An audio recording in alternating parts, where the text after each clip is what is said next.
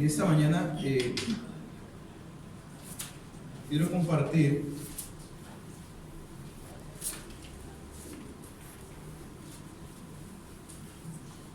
pues este tema. Le puse yo el gran mandamiento. Amén.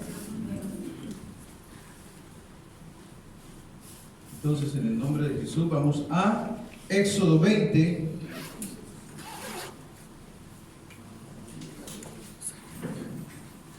Capítulo 20, versículos 2 y 4.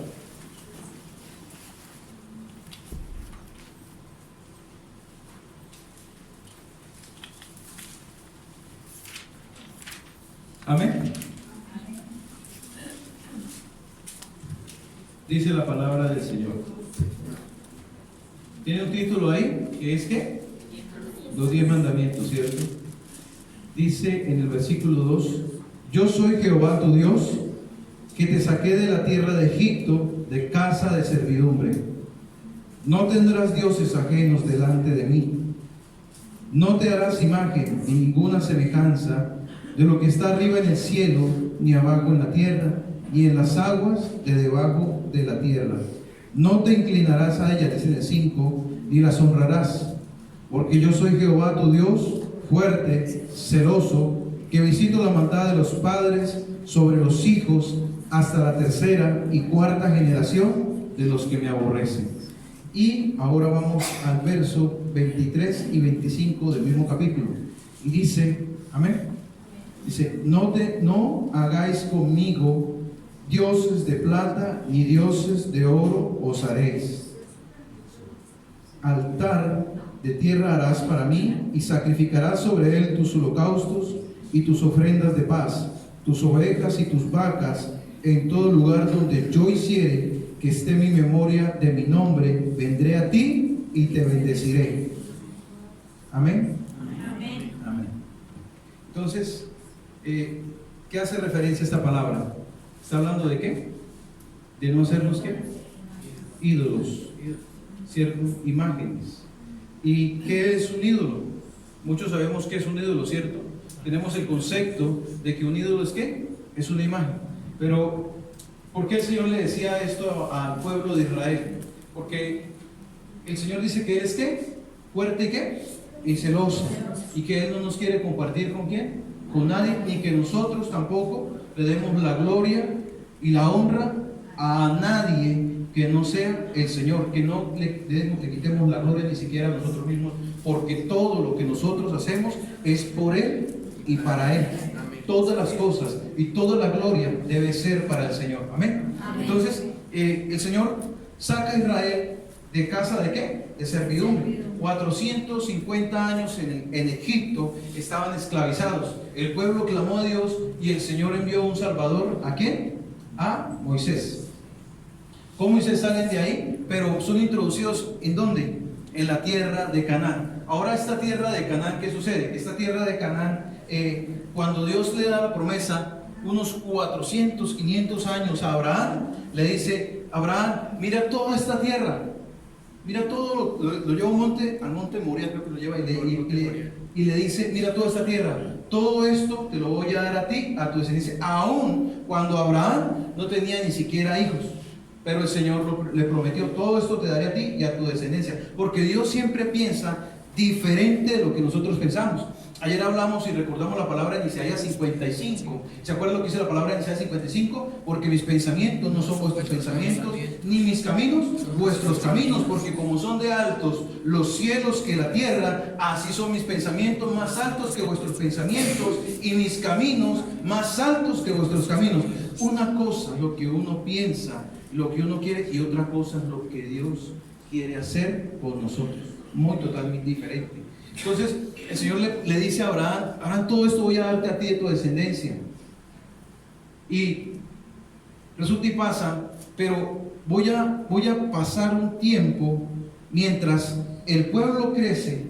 Mira lo que hace el Señor: mientras el pueblo de Israel crecía y se fortalecía, ¿sí? Porque con un solo hombre no iba a hacer batalla frente a todo el pueblo o la tierra de Canaán, porque Canaán eran tribus de descendientes, dice, de los hijos de Aná. Los hijos de Aná eran descendientes de los gigantes. eran gigantes, esas ciudades eran fortificadas, tenían murallas, tenían ejércitos, carros, caballos, usaban espadas, tenían mucha capacidad militar para que un solo hombre se metiera a tomar posesión de ella. Aunque si Dios lo hace, Dios de un soplo lo disipa. Pero entonces, ¿qué iba a hacer un solo hombre en ese lugar? Entonces el Señor quería que Abraham empezara ¿a qué? A dar fruto a su descendencia y a crecer y a multiplicarse. Mientras tanto los tenía en Egipto. Egipto fue como, ¿se acuerda que hablábamos ayer de que todas las situaciones nos sirven para qué? Para bien.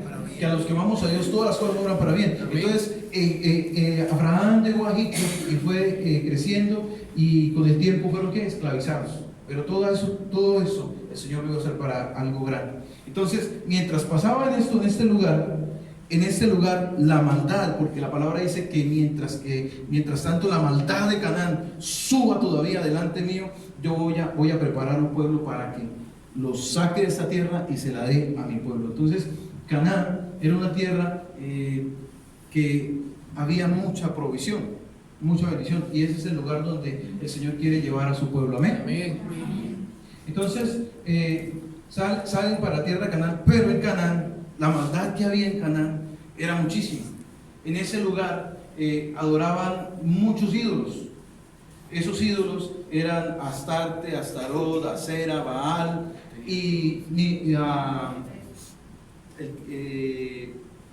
muchísimos, no me acuerdo ahorita en el momento, pero habían dioses a los cuales exigían sacrificios humanos, exigían sacrificios de niños. Dagón. En diferentes partes, ese mismo Dios tenía un nombre, porque en cada pueblo o ciudad le ponían a ese mismo Dios una representación diferente. Un ejemplo de lo que podemos ver, como hoy en día, la reina del cielo. Así es. A la reina del cielo en diferentes lugares le dan un nombre de acuerdo a como quiera operar en ese lugar. Entonces, la reina del cielo en cierto lugar, la Virgen de la Merced, la Virgen de la Salud, la Virgen de las Lajas, la Virgen Morena, porque entonces para que no las personas se sientan mal, porque es una Virgen blanca en un lugar donde la gente son morenos, entonces le ponen una Virgen Morena. Entonces la Virgen Morena, en otro lugar la Virgen... muchísimas. Hay una que se llama la Rosa Mística, nomás miren el nombre, la Rosa Mística, todas esas cosas, y la gente no sabe.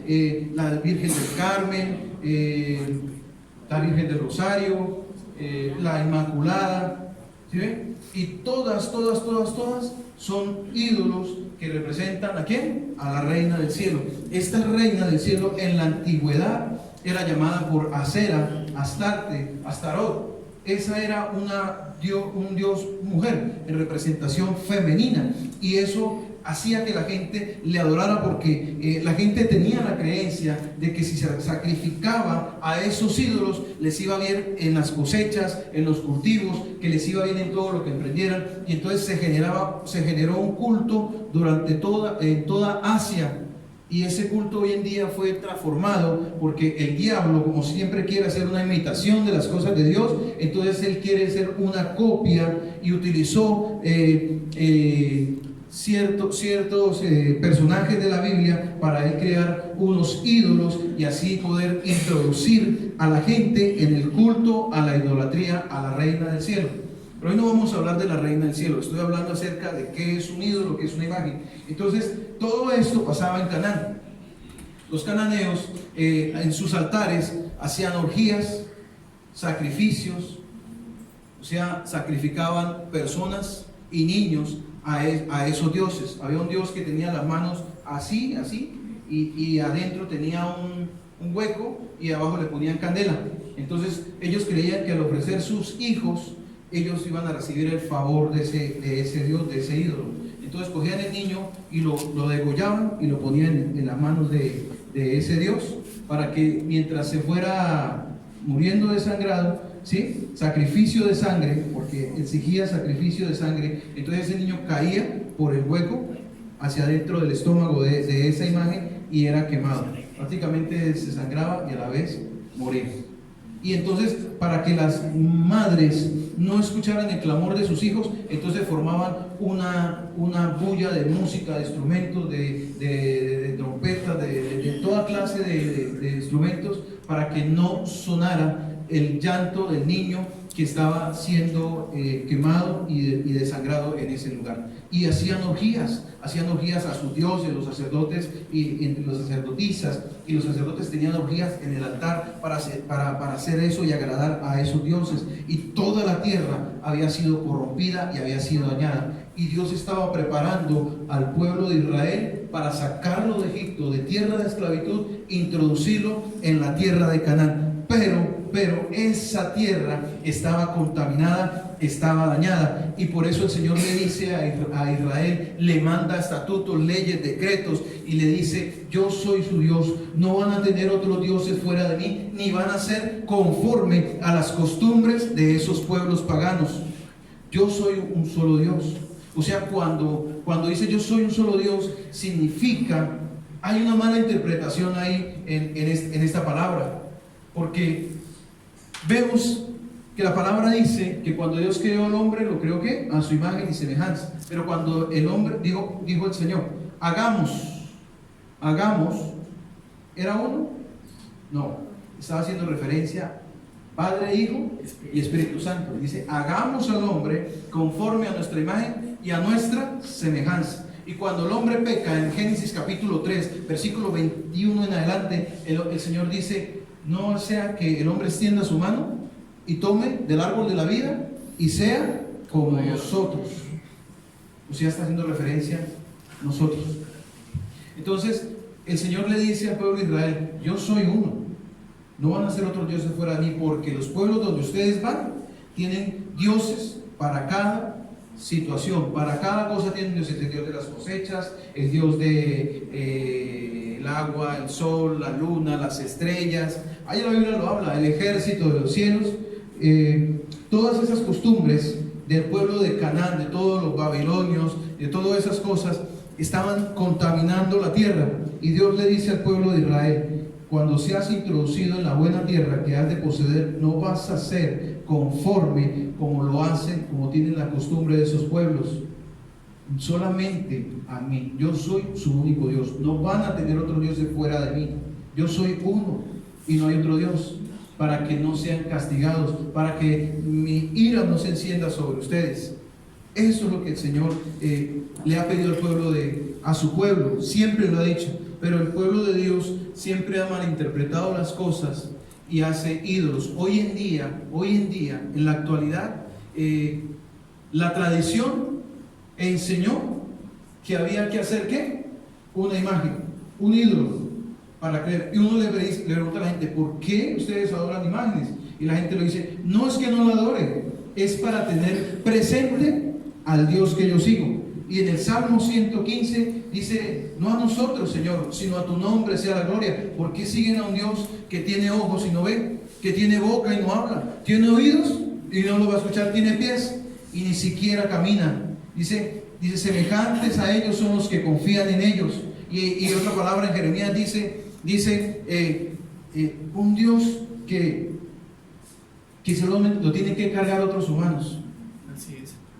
¿Y se acuerdan la situación que pasó con el profeta Elías cuando se enfrentó a los profetas de Baal?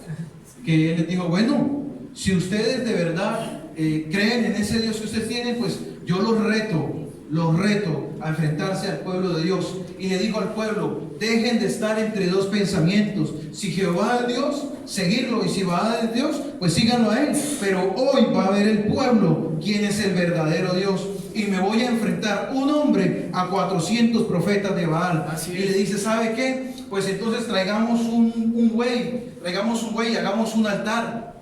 Y el Dios que responda con fuego, ese es el Dios verdadero. Y ellos dijeron: bueno, listo, hagámoslo. Y llamó a todo el pueblo, congregó a todo el pueblo.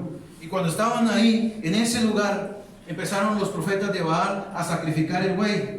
Y como no le respondía, se llegó a la 1, a las 2, dice que hasta la hora 9 de la tarde, y no respondió. Y Elías les decía: ¿será que su Dios está durmiendo?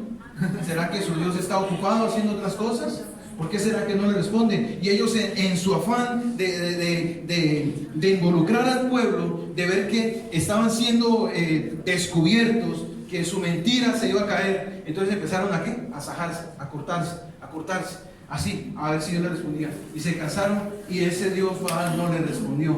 ¿Y qué hizo Elías? Arregló el altar del Señor, colocó las piedras que habían sido caídas y dijo, además, ¿sabe qué voy a hacer? Para que vean, échenle agua. Llegaron y tú.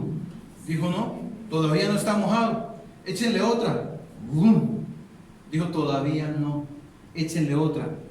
Dice que echó hasta cuatro baldes de agua, que inundó el altar y había una zanja y la zanja se llenó de agua. O sea, ¿qué pensaría la gente cuando vio eso? Dijo, el Dios Baal no respondió y este loco Elías manda a decir que le echen agua todavía cuando el otro altar ni siquiera hubo, ni siquiera prendió. Este sí está bien loco. Entonces Elías sobre le dice, Señor, respóndeme para que el pueblo sepa que tú eres el Dios verdadero. Y dice que en el momento de que estaba orando, vino una bola de fuego grandísima sobre el altar y el altar se encendió fuertemente. Dice que aún lambió el agua que había alrededor. Y entonces la gente se convenció de que Dios, el Señor, era el Dios verdadero. Entonces muchas veces pasa eso. Necesitamos que el fuego de Dios caiga sobre nuestras vidas para que todo ídolo que esté en nosotros sea quitado del medio y el fuego de Dios consuma todo lo malo que está ahí, toda lógica humana, porque la lógica humana dice que el agua encima de la leña y de un holocausto no va a ¿qué? No va a encender, pero lo sobrenatural de Dios, el poder de Dios hace que ese fuego que esté ahí encienda nuestras vidas y se encienda el altar que hay en nosotros. Amén. Entonces el Señor le dice a Israel que lo adore solamente a Él, que no adopte las costumbres de los pueblos paganos. Y hoy en día el pueblo de Dios no tiene ídolos, porque gracias al Señor nos ha rescatado de esa antigua manera en que nos enseñaron, en que la tradición enseñó a la gente a adorar a Dios de una manera totalmente errónea, a buscar imágenes. ¿Por quién lo hizo acá? Yo lo hice. Y a tal punto era que desde muy pequeño fui enseñado en la tradición y yo creía que el amor que sentía por Dios lo hacía de una manera en que quería ofrecer un sacrificio. Yo quería sacrificar algo para el Señor, yo quería agradar a Dios, yo quería que lo que yo hiciera agradara a Dios. Y también en cierta manera que la gente me viera que yo era alguien. O sea, yo necesitaba también en mi interior mostrar que amaba a Dios con todo mi corazón. Y entonces, ¿qué hice yo? Me inscribí en los nazarenos. ¿Saben los nazarenos, cierto? ¿Sí? Entonces me fui a la Hermandad de Jesús Nazareno y yo tenía como 11 años. Yo era un niño, claro, y los nazarenos ya eran hombres fornidos, grandes, y que cargaban esas imágenes que hasta uno los ha visto en la Semana Santa, donde sacan esos ídolos, hasta 12 hombres cargando una estatua de esas, una imagen de esas, porque son muy pesadas. Son muy pesadas. Y entonces a mí me dejaban cargar una imagen pequeñita llamada el Divino Niño.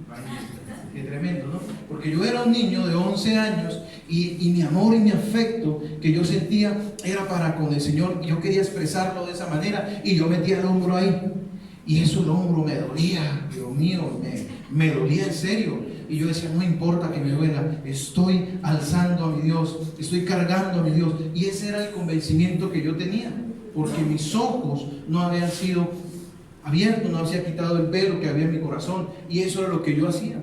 Y eso era lo que yo creo que hacía más de uno de los que están acá. ¿Quién rindió culto a los dioses? Muy buena, levante la mano. ¿Nosotros no? ¿Nadie? ¿No? Bueno, los que nacieron en un hogar cristiano enseñados, gracias a Dios que no. Pero sí, el Señor nos rescató de esa vana manera de vivir. El Señor nos sacó de ese lugar de esclavitud, porque creíamos que ese era nuestro Dios. ¿Y cómo le vamos a clamar a una imagen que ni siquiera escucha? Que ni siquiera oye, ni ve, ni puede hablar, no puede decir nada. O sea, ¿qué sentido tiene? Eso enseñó la tradición a adorar y buscar a Dios. Y eso éramos nosotros antes. Pero cuando conocemos del Señor, cuando el Señor nos quita ese velo de nuestros ojos, de nuestro corazón, entonces la verdad es revelada en nuestras vidas, y dice la palabra: y conoceréis la verdad, y la verdad os hará libres. Entonces entendemos que toda idolatría es desagrado para Dios, que es un pecado, que Dios aborrece toda clase de idolatría. Entonces conocemos del Señor, pero aún conociendo del Señor, tenemos que ver qué ídolo o qué imagen tenemos en nosotros que aún colocamos por encima de Dios. Ídolo no es solamente una estatua, es todo aquello que nos separa de Dios, que nos aparta de Dios, que lo colocamos delante de Dios y que lo tomamos y le damos culto, reverencia y adoración a eso, aún conociendo de quién es el verdadero Dios. Entonces, nuestro Dios quiere que le amemos con todo ¿qué? Nuestro ser, con toda nuestra mente, con todas nuestras fuerzas.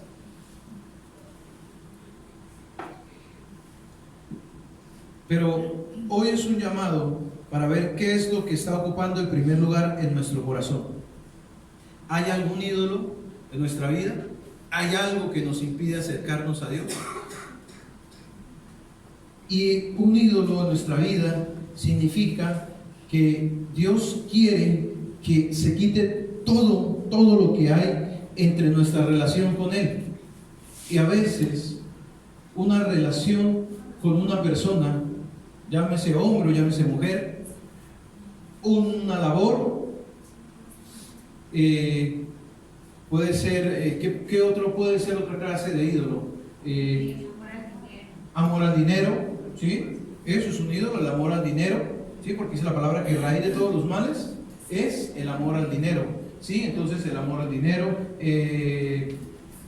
cualquier otra cosa, una persona, sí, una persona, un hijo, esposa, ¿sí? Aunque suena feo, pero es la verdad, porque muchas veces colocamos por encima de Dios lo que la persona que está ahí pone oposición. Entonces pasa entre los esposos de que la esposa quiere ir, pero el esposo no. Entonces ella, por congraciarse con el esposo, entonces sigue todo lo que el hombre le dice, o viceversa. Puede suceder, puede pasar, puede que eso sea así. Gracias a Dios, aquí en este lugar no es. Amén. Amén. Entonces, puede ser algo que nos aparta del Señor.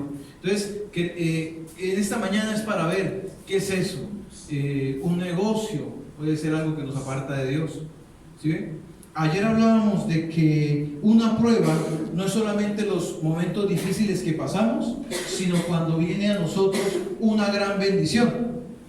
¿Cierto? Entonces muchas personas, el Señor les concede algo y resulta que ese algo, una empresa o poder administrar algo grande, un empleo o algo, y resulta y pasa que la persona termina apartándose de Dios. Se han visto muchos casos donde hay personas que vienen a la congregación y se quedaron sin un empleo, se quedaron sin hacer nada, y entonces oren por mí, pastora o pastor, o pastores, oren por mí para que el Señor me apareje un empleo. Y entonces la persona viene, ayuna, se mete en varias cosas, dedica su tiempo al Señor, lee la palabra, comparte, trata de estar ahí, pendiente, no llama, sino que no espera que lo llamen, sino que ya está pronto a venir. Y cuando viene y el Señor responde por ese empleo, entonces la persona deja de venir a la congregación, deja de congregarse, deja de venir a buscar al Señor. Y eso se vuelve ¿qué? En un ídolo. Porque la palabra del Señor dice que la bendición de Jehová enriquece y no añade con ella tristeza, y no nos aparta de Dios. Dios no nos va a dar algo ¿para qué? Para que nos apartemos de Él. Él lo que quiere es que nos acerquemos. Dice la palabra, acerquémonos confiadamente ante el trono de su gracia para hallar ¿qué? Oportuno socorro. Y tenemos que diferenciar, tenemos que orar sabiamente y decirle, Señor, si esto viene de parte tuya, aparéjalo. Pero si esto no viene de parte tuya, Señor, no me lo des. La palabra dice, Señor, no me des mucho para que no me aparte de ti, ni me des poco para que tampoco reniegue de mí. Dame lo necesario, lo que yo necesito, porque si no sabemos administrar las cosas que Dios nos da, terminamos ¿qué? Por fuera del camino del Señor, y eso se convierte en una forma de idolatría. Todo lo que nos aparta de Dios, toda aquella cosa que nos aparta de Dios, se convierte en un ídolo, en idolatría. No es solamente las imágenes, es que yo ya no estoy en idolatría, yo ya no adoro imágenes, yo ya no hago una otra cosa de esas. Yo busco al Señor, pero a veces no tengo tiempo, el trabajo no me deja, o la persona con la que estoy tampoco me deja. Entonces eso se convierte en idolatría. Pero es un llamado para ver qué es lo que está ocupando el primer lugar en nuestro corazón, en nuestra vida. ¿Es la familia? ¿Son los amigos? ¿Es el mundo? ¿Puede ser un trabajo? ¿Una relación sentimental? ¿Qué impide o cuál es el objeto de tu adoración en este momento? ¿Es Dios? ¿Dios por encima de todas las cosas? ¿Dios por encima de lo que sientes, de lo que piensas, de tus anhelos, de tus sueños, de tus metas? ¿Cuál es el objeto de tu adoración? ¿Cuál es el objeto de tu alabanza?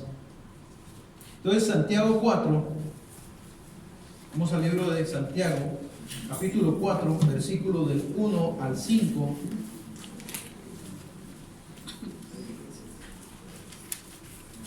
¿Me dicen amén cuando lo tengan? Amén.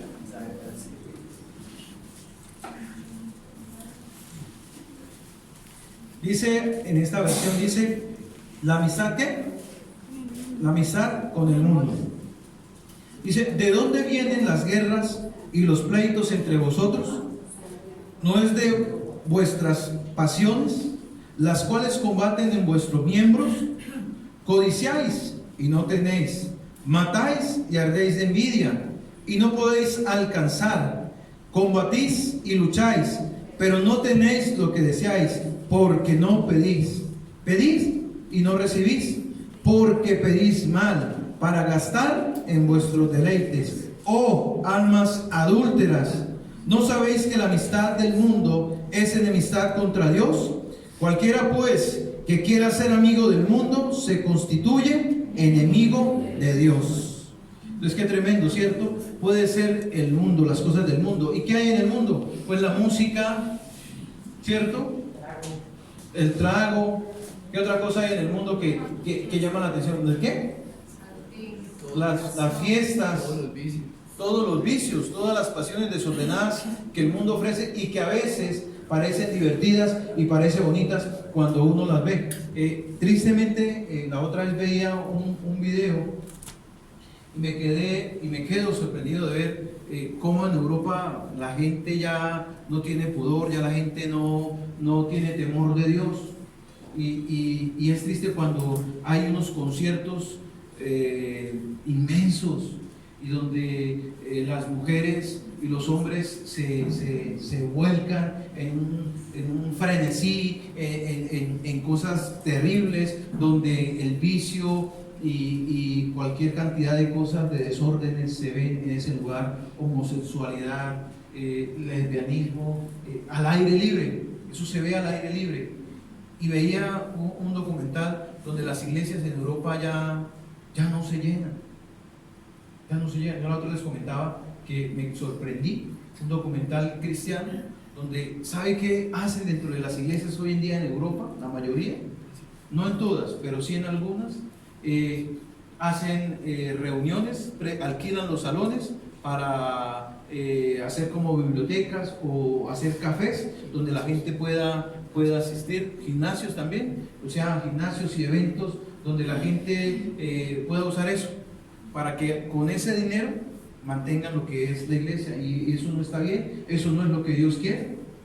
Entonces, eso tristemente se está viendo en Europa. Se está viendo que el evangelio, donde antes donde salían grandes misioneros para llegar a África, o los que llegaron aquí a Sudamérica, porque los primeros que llegaron aquí no fueron cristianos, los primeros que llegaron aquí fue ¿qué? La Iglesia Católica, con su Inquisición, donde sometieron a todos los pueblos que habían en América. Claro, los sacaron de la idolatría que ellos tenían, pero lo llevaron ¿a qué? A otra idolatría. Y todo eso fue de generación en generación hasta la actualidad. Por eso el pueblo de Latinoamérica es uno de los pueblos prácticamente, aparte de la India, ¿no? Porque en la India tienen 33,000 dioses. ¿Sí sabían eso? En la India tienen 33,000 dioses. Hay Dios para cada cosa. Para cada cosa hay un Dios. Imagínense 33,000 dioses. O sea que la gente no sabe a cuál Dios, a cualquier Dios le apuntan y le hacen. Pero todo eso es idolatría. Entonces, aquí en Sudamérica se ve eso. Entonces, lo que estoy diciendo yo es que dentro del pueblo cristiano tenemos que revisar qué es lo que está ocupando el primer lugar que debe dársele al Señor, qué es lo que nos separa de Dios, qué es lo que le estamos dando la importancia que no quiere Dios que le demos y que sea solamente para Él. Amén. Entonces, la amistad con el mundo. Quería también leer Deuteronomio 6.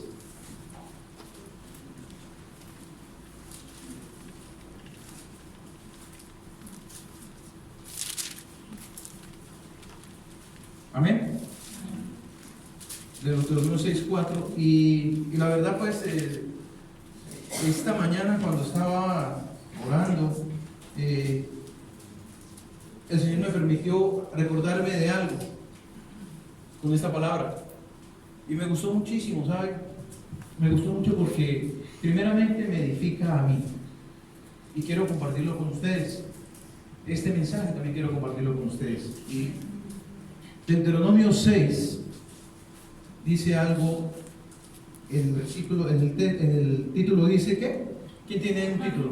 El Dios de Israel. El Dios de Israel dice, y el otro dice, el gran mandamiento, ¿cierto? Entonces, dice así, versículo 4 en adelante dice: Oye Israel, Jehová nuestro Dios, Jehová uno es, y amarás a Jehová tu Dios. Vamos a hacer una cosa, vamos a leerlo todo en voz alta, ¿sí?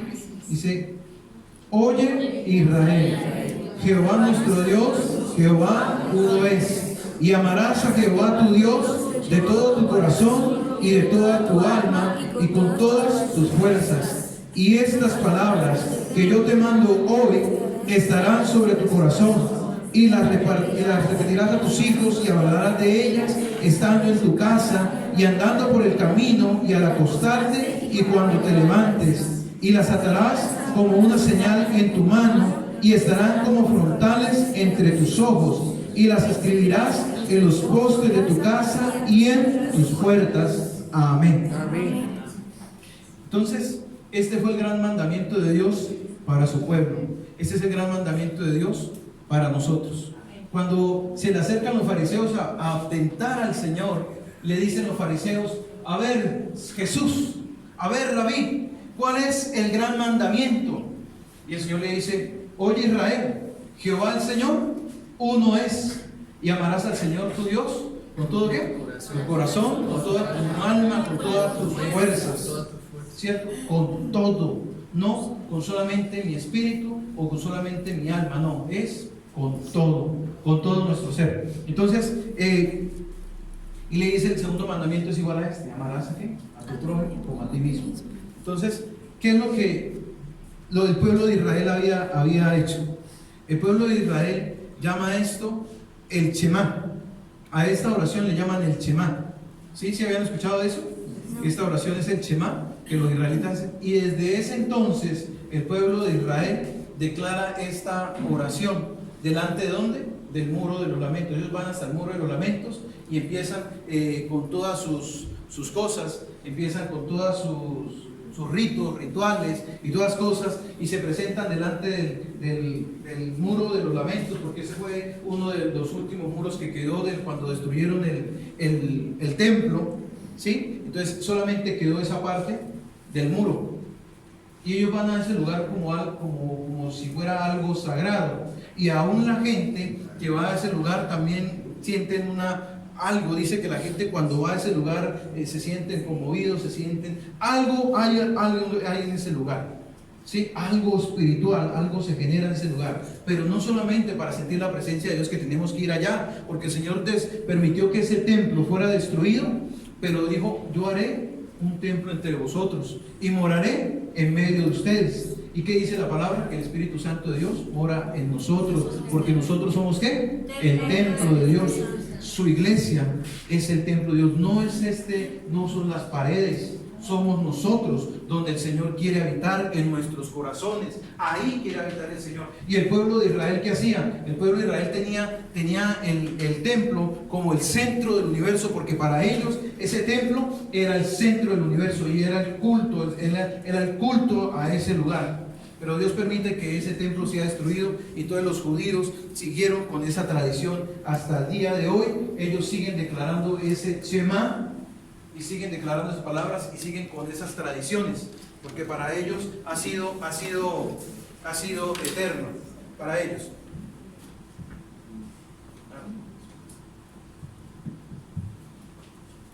Entonces es el Shema Israel, el gran mandamiento. Y yo quiero compartir con ustedes una palabra. ¿Sí? Hola. Entonces, dice así el Shema Israel. Dice: oye Israel, Adonai es nuestro Dios, Adonai uno es.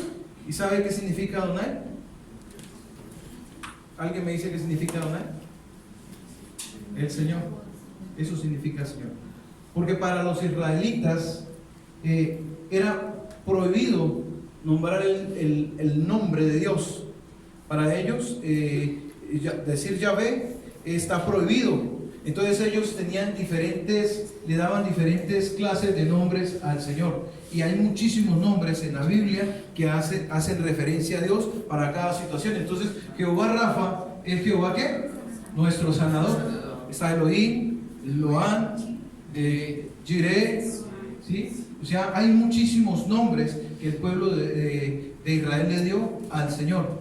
Pero por eso hubo un conflicto con el Señor, porque cuando Cristo viene, le dice a los discípulos: enséñanos a orar. Y Él le dice: pues vosotros oraréis así. Porque ellos siempre se referían a Dios como el Shaddai, Elohim, Rafa, ¿sí? El Olán, ¿sí? Entonces el Señor les dice a los discípulos: no, así no van a orar ustedes van a orar de esa manera, van a decir: Padre nuestro que estás en los cielos. Y claro, eso fue un golpe durísimo para los israelitas, para la religión, porque ellos, ¿cómo así? ¿Usted se atreve a llamar Padre a Dios? O sea, usted se hace uno con Él, usted se hace hijo con Él. Y eso fue lo que la religión enseñó al pueblo. Y hoy en día la gente ve a Dios como un Dios ¿qué? Lejano, y no lo ve como Padre, porque dice la palabra en Juan 1: a los que le recibieron, a los que creen en su nombre, le dio el derecho de ser llamados ¿qué?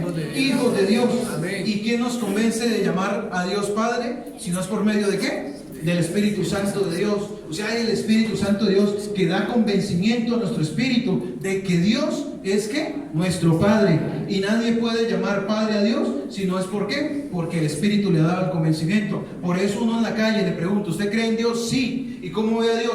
No, pues como Dios. ¿Usted lo ve como Padre? Pues a mí me enseñaron que tengo que decir Padre nuestro, pero la verdad, la gente no ve a Dios como su Padre. Nosotros hemos sido adoptados y Él es nuestro Padre. Amén. Amén. Amén. Entonces por eso lo llamamos ¿qué? Abba Padre. Por eso lo llamamos Abba Padre, Papito Dios, porque Él es nuestro papá. Amén. Entonces, oye Israel, Adonai es nuestro Dios, Adonai uno es. Entonces esto traducido al hebreo diría así: Shema Israel, Adonai Elohinu, Adonai Echad. Esto significa en Israel: oye Israel, Adonai es nuestro Dios, Adonai uno es. Esto es en hebreo, esto es algo que se repite en Israel, ¿sí? Los israelitas, esto es hebreo. y en voz baja se repite algo que les voy a decir. Y quiero que lo repitan conmigo. Cierren sus ojos. Los invito a que cierren sus ojos y que repitan conmigo en voz baja. Baruch, Shem, Kevod, Malchuto, Leolam, Bae. ¿Sí? ¿Qué significa esto? Dice: bendito sea el nombre de la gloria de su reino por siempre jamás. Esto es hebreo y esto es algo que se hace con mucho respeto y con mucha veneración delante de Dios. Cuando amamos a Dios, cuando lo vemos como nuestro Señor, como nuestro Padre, nos acercamos a Él confiadamente, pero nos acercamos con toda nuestra reverencia para con el Señor. El pueblo de Israel se acerca a Dios, pero como el Señor, como Adonai. Se acercan a Él con ese respeto, que ellos tienen ese respeto para con el Señor, pero el Señor ha revelado a nosotros que Él es nuestro papá, que Él es nuestro Padre, que nosotros debemos amarle ¿con qué? Con toda nuestra fuerza, con toda nuestra mente, con todo nuestro corazón. Eso es lo que quiere el Señor de nosotros, que le amemos, que quitemos toda clase de ídolos que nos apartan de Dios, que no haya nada que impida nuestra relación con el Señor, que cuando estemos orando, que nuestros pensamientos no se vayan pensando: oye, estoy orando acá y me está cogiendo tarde para el trabajo, estoy orando acá y no he lavado la loza, estoy orando acá y está pensando en la ropa, está pensando en otras cosas, y se le van los pensamientos. Por eso el Señor nos dice que llevemos ¿qué? Todo pensamiento de desobediencia cautivos a la obediencia en Cristo Jesús. O sea que al momento de nuestra oración debemos acercarnos a Él con reverencia, con el amor que Él quiere que tengamos para con Él, con ese respeto y con esa venerarlo con amor, y que todo ídolo que esté ahí se aparte de nosotros, que sea quitado de nuestras vidas y podamos estar en su presencia como Él quiere que estemos. Entonces, hoy quiero hablar de un hombre llamado Natanael, uno que se llama Simón el fariseo, y de una mujer pecadora llamada María. Vamos al libro de Juan, capítulo 1.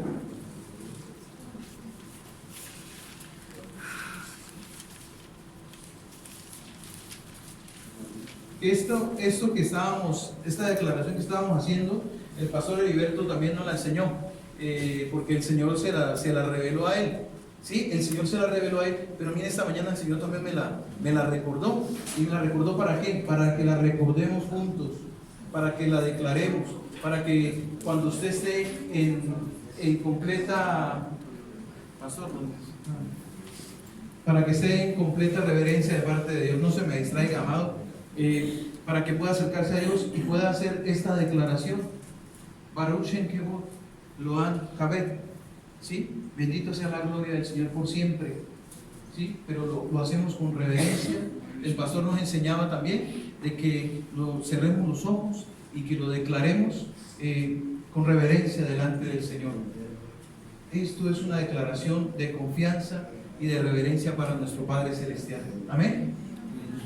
Entonces, eso quería compartir con ustedes, amados, para que entendamos que Dios poderoso, Rey grande, nuestro Señor es grande y es poderoso, y que Dios nos ama y que Él no nos quiere compartir con nadie. Amén. Y que Él quiere que de igual manera nosotros no compartamos ese amor con nadie. Amén. Que lo vemos a Él con todo nuestro corazón y con todas nuestras fuerzas. Alguien me dijo un día: ¿cómo me enamoro del Señor?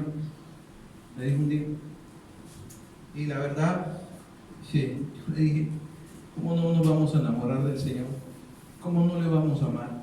Si estábamos perdidos, si estábamos directo al camino de muerte, si estamos muertos de verdad, dice la palabra, en delitos y pecados, estábamos perdidos, directo a una condenación.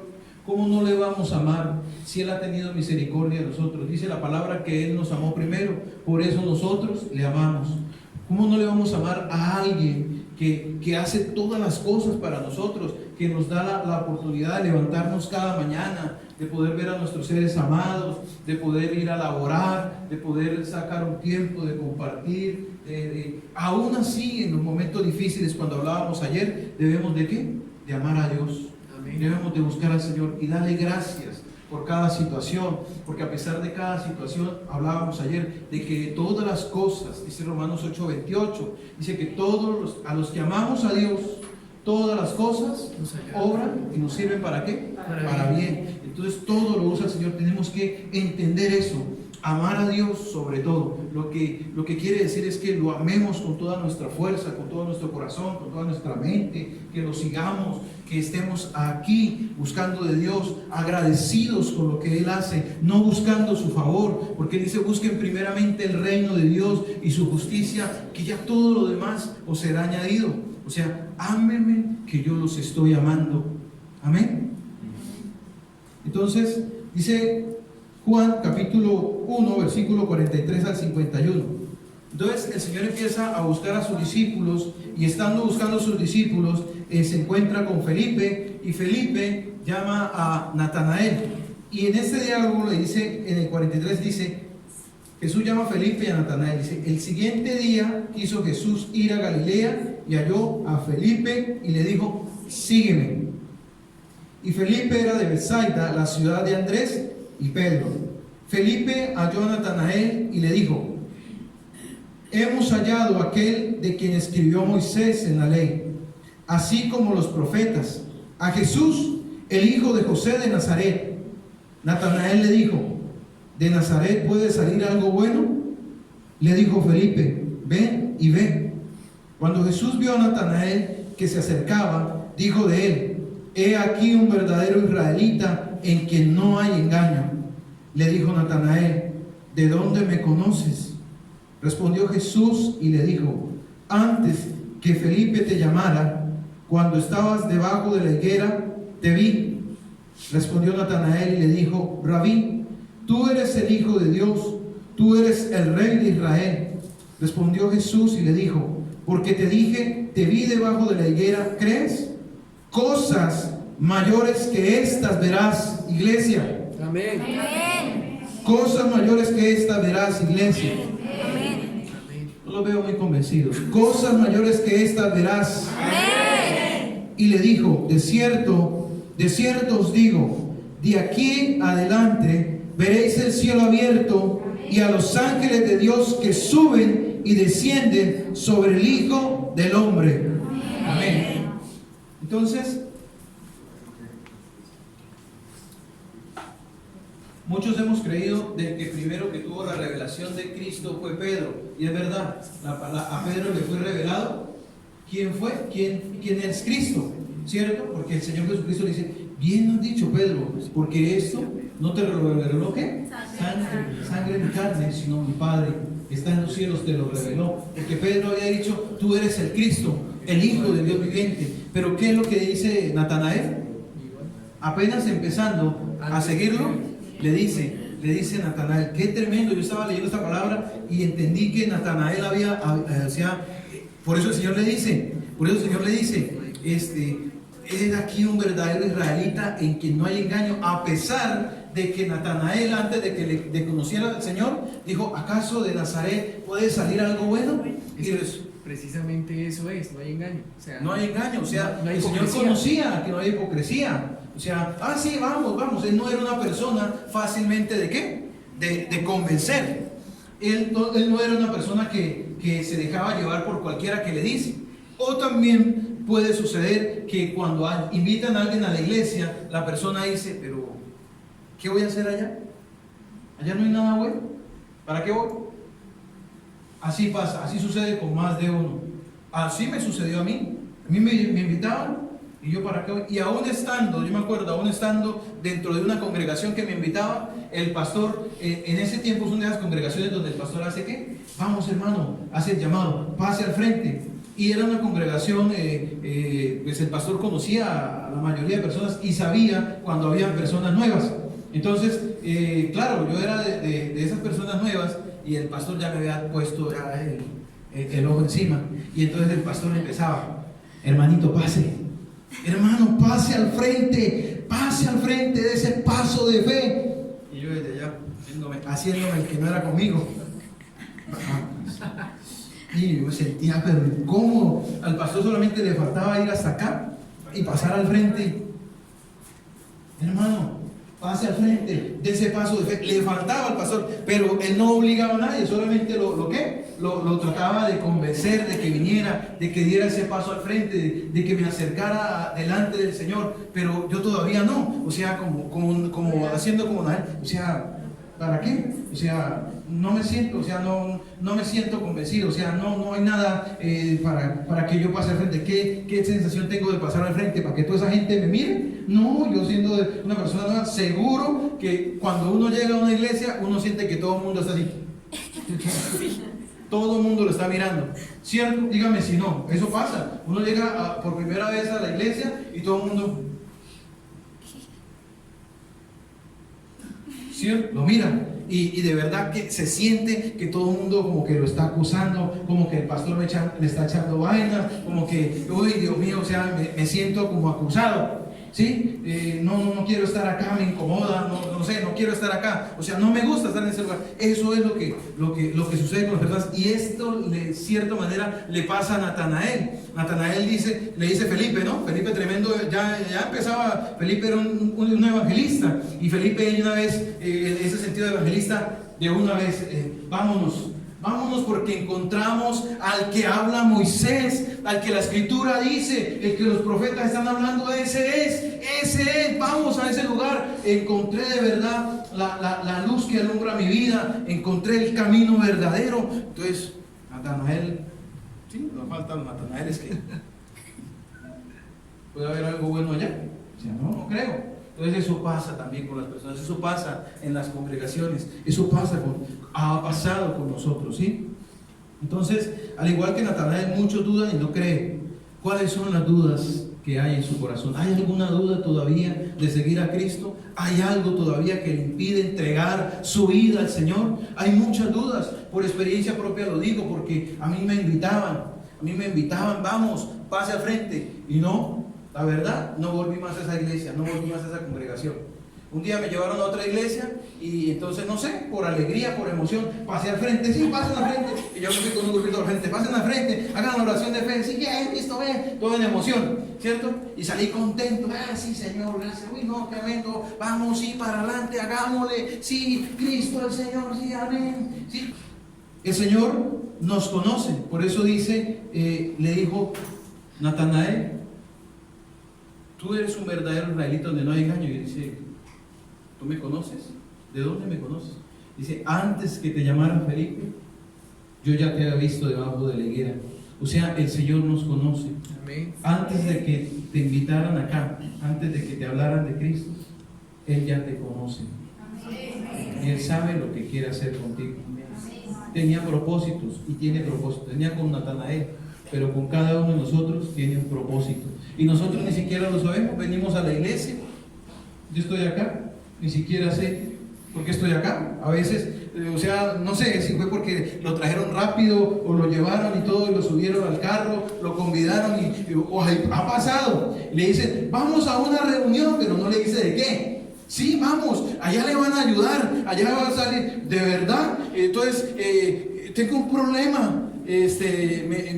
Allá me ayudan, sí, vamos, que allá lo ayudan, eso va a estar buenísimo, eso va a estar bueno, vamos. Entonces la persona, pues vamos, no sé, vamos para allá. Y cuando llega acá y se siente ese ambiente espiritual, todo el mundo en la presencia de Dios adorando, entonces llega la persona así, y todo el mundo, Jesús es el Señor, escucha los cielos, ¿sí entienden? Y lo que está aclamando el cielo, entonces toda la gente adorando y cantando así, y la persona